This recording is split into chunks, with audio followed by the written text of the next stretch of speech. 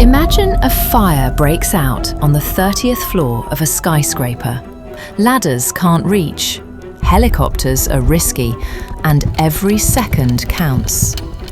Now imagine a truck pulls up, the back opens, and drones fly out, carrying water, hoses, and fire suppressant, attacking the flames from above. This isn't science fiction. This is already happening in China. Urban fires are becoming harder to fight. Cities are taller. Buildings are denser. Industrial zones are packed with hazardous materials. Traditional firefighting tools have limits. Access is slow. Risk is high. And firefighters are often forced into extremely dangerous situations. So the question is simple. How do you fight fires where humans can't safely go? China's answer is drones. China has developed truck-mounted firefighting drone systems designed for exactly these scenarios. At first glance, they look like regular emergency vehicles, but these trucks are actually mobile command centers. They transport multiple heavy-lift drones, power systems, fire suppression equipment, and real-time monitoring controls. Once on site, the truck becomes a launch pad. Drones deploy within minutes, no delay, no complex setup. These are not hobby drones.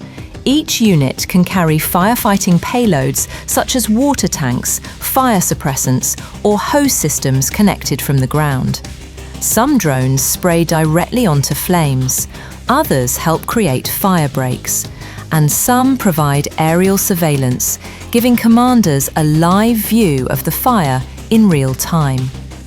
This allows ground crews to focus on evacuation, containment, and safety, while drones handle the most dangerous angles from above.